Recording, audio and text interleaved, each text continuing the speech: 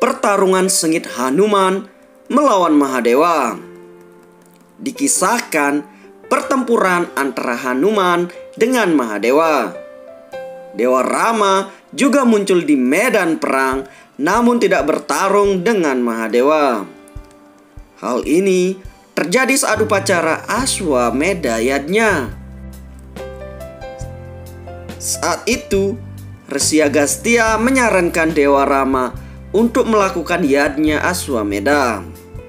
Dewa Rama kemudian menunjuk Satrugna sebagai pelindung kuda kurban. Seringkali kuda terlepas namun bisa tertangkap kembali dan menimbulkan ketegangan. Suatu ketika, kuda masuk ke daerah seorang raja bernama Viramani yang merupakan pemuja setia Mahadewa. Namun, putra Raja Viramani merebut kuda itu.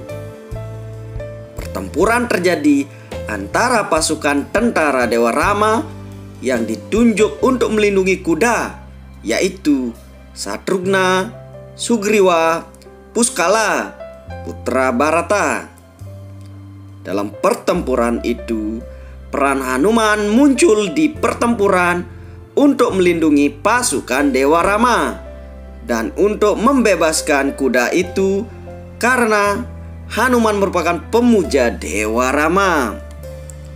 Di sisi lain, Mahadewa terikat dengan anugerahnya untuk melindungi pemujanya yaitu Viramani. Karena anugerah yang diberikan, peran Mahadewa muncul dan bertarung dengan Hanuman. Dalam awal perang ini, Puskala terbunuh dalam pertempuran itu di tangan Virbhadra. Pada hari ke-12 perang, Satrugna menembakkan Brahmastra pada Mahadewa.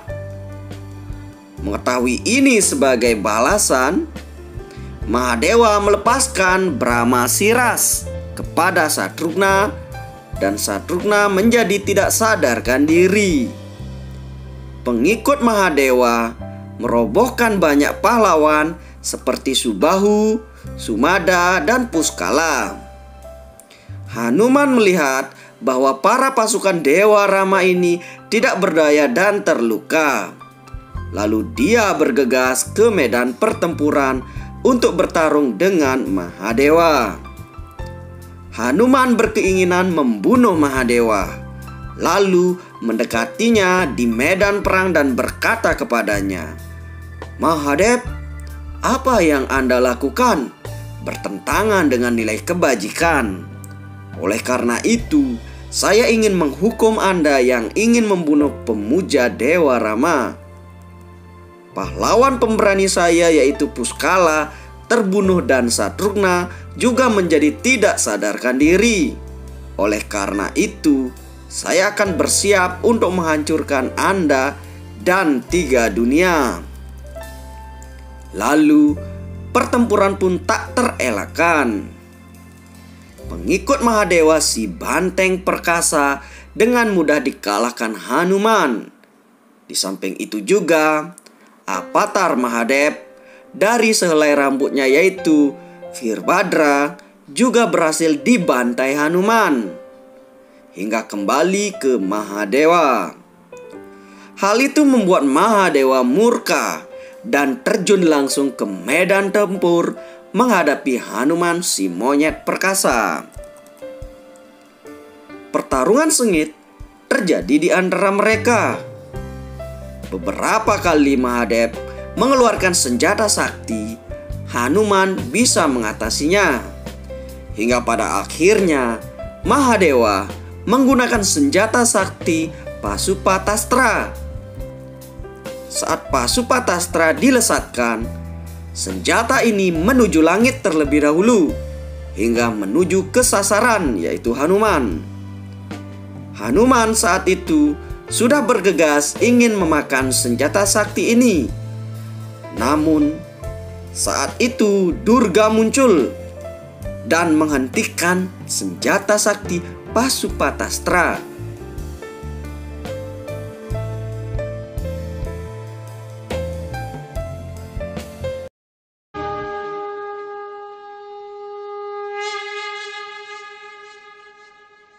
hasrat, harapan, keinginan, ambisi adalah kekuatan penggerak dari seluruh manusia.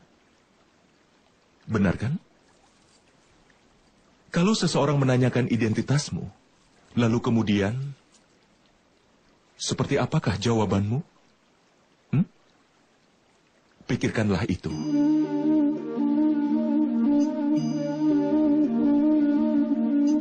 Kau akan segera menyadari bahwa semua keinginanmu akan menentukan hidupmu.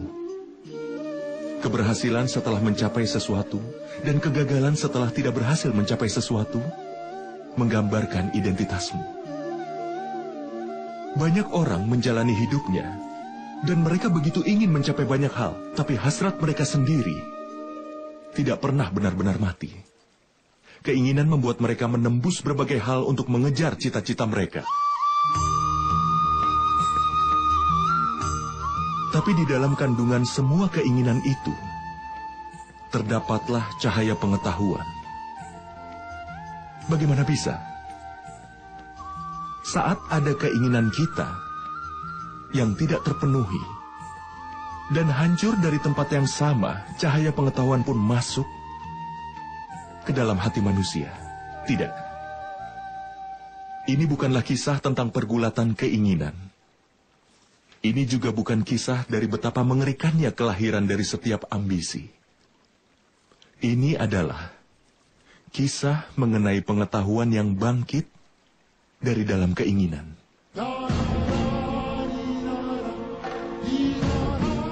Aku, Basudewa Krishna, mengundang kalian semua untuk bergabung dalam perjalanan ini yang akan mengajarkan padamu arti dari kehidupan.